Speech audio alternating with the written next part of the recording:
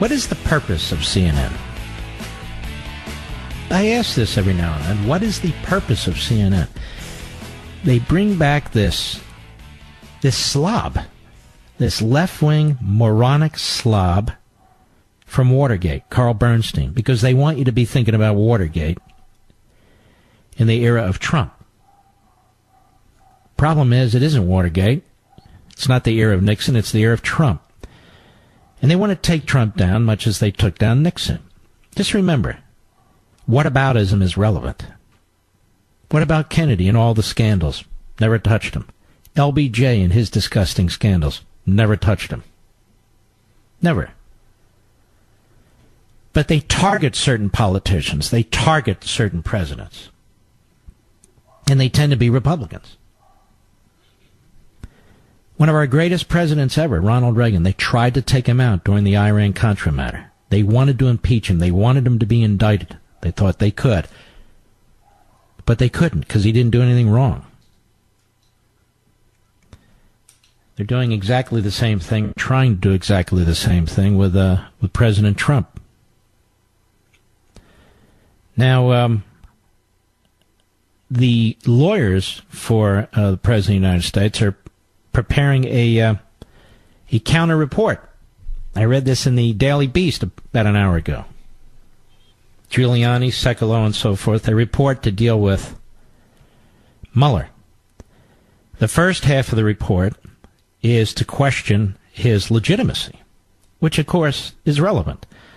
And apparently, I haven't seen it. I haven't discussed it with anybody. And the second, I'm just basing it on the article, the second part of the report is to go blow for blow for blow on what they anticipate Mueller might say. And in the article, they say this is unprecedented, that this egghead professor with scrambled eggs, he was saying, well, you know, who provides a report in response to a prosecutor's report? I would say to the professor, how many prosecutors prepare a report?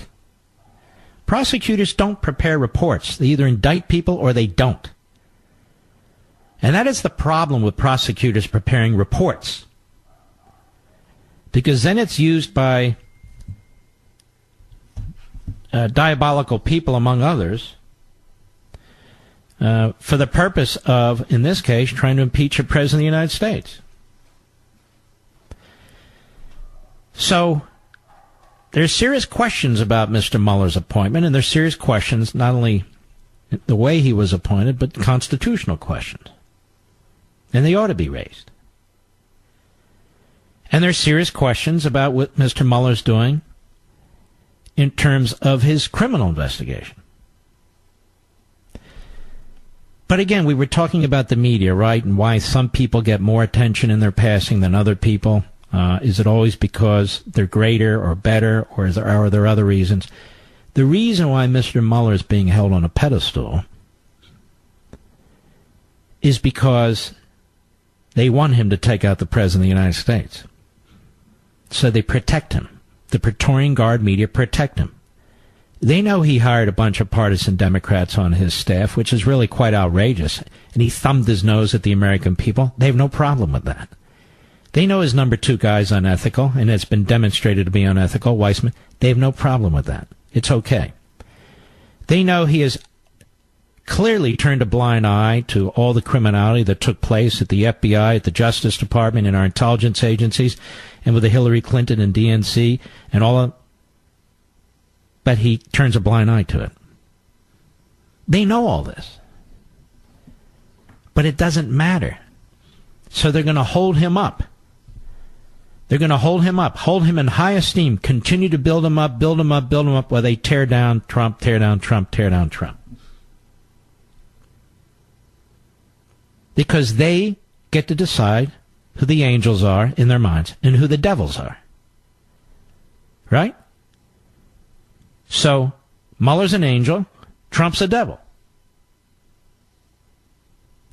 If you're a conservative in politics, or if you're not a conservative in politics, let's say you're in what I do, talk radio or TV and that sort of thing, and you throw enough bombs at Trump, and you make enough disparaging comments about Trump. I mean, you can have honest disagreements with Trump and raise certain questions. Well, maybe he shouldn't have done this. Maybe I've done it myself. But if that is your basic menu every day, to say, well, 6 of one, half a dozen of the other, when you know the Republic's under attack, when you know the 2016 election results are under attack, when you know the Constitution is being undermined, when you know that Mr. Mueller is a partisan based on what he's been doing,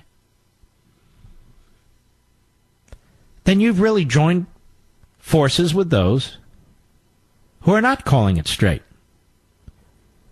because they want to be tapped on the head too and given a that-a-boy. At least that's a conservative who weighs things. That's a conservative who has an open mind. That's a conservative who's objective.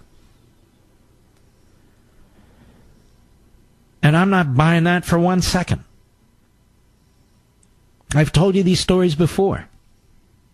How many times I've been invited on these mainstream media outlets when I've criticized the president, say about the whatever is trade or this, that, or whatever. Mark, would you like to come on? They're not going to invite me to come on to defend the president. They're not going to, even more, they're not going to invite me to come on to defend the Constitution, to criticize the press, to criticize their claims of defending freedom of the press. They would never invite me to discuss that.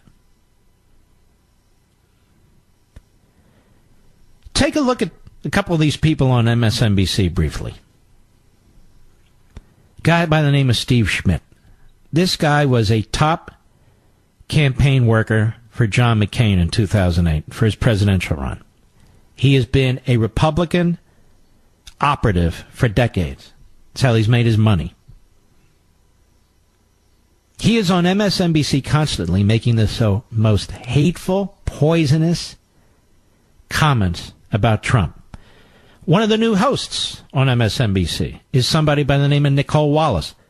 Nicole Wallace worked on that same campaign, 2008 McCain. Was supposed to assist Sarah Palin. When the election's over, just trashed her. Just trashed her.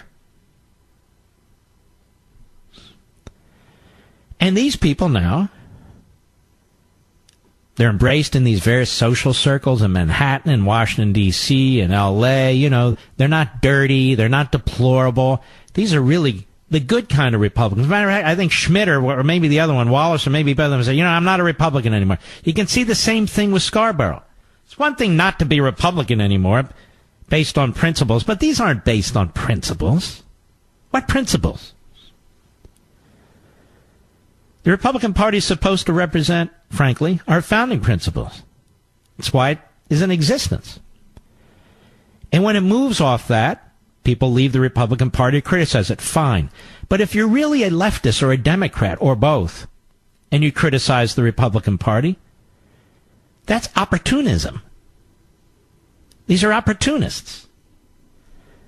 In other words, the Republican Party was never going to be the Democrat Party. At least it wasn't supposed to be. The Republican Party was never going to be a liberal party. At least it wasn't supposed to be. But the Republican Party was supposed to be and is supposed to be the place you go for our founding principles, right?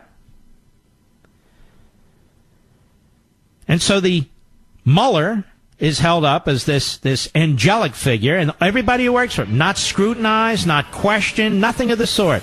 They have all these investigative reporters and so, not a thing. But every time the President of the United States tweets, they analyze every syllable. Or Ron DeSantis in Florida, you can't use the word successful or articulate or the phrase monkey up or anything. You must be a racist. You hit all the bucket items, all the bucket items. I'll be right back. Jim, Edison, New Jersey, the great WABC retired FBI agent. Thank you for your service. How are you, sir? Oh, thank you, Mr. Levin. Thank you, sir.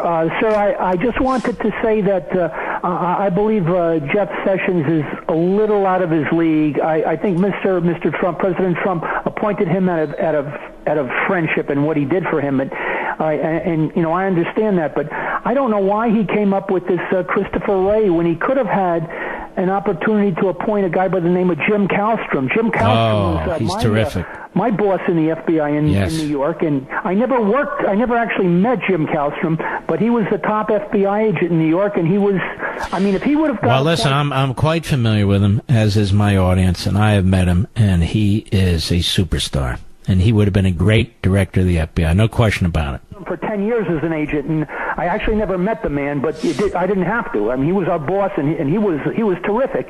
If he would have got appointed right away, if they would have fired Comey on the day one, put Jim Kallstrom in, he would have cleaned up that office. He would have got rid of McCabe and Strupp and Lisa Page. He would have got rid of them on day one. That's the kind of guy he was. And people don't seem to understand. Comey was not an FBI agent. Comey was appointed by Barack Obama, and he never ran down the yellow brick road. He never sat out on surveillances for 12 hours all night long. He was just a person that was appointed. I guess Mueller pushed for him, but he should have never been director. It should have been Jim Kallstrom right away. And, all I could say is, I mean, I never met Kallstrom myself, even though I saw him once in the office, walk by our squad, but I actually never shook hands with him, never met the man. But I'll tell you something, he is terrific. And I think in November, President Trump should just appoint him. All right, my friend. I appreciate your service.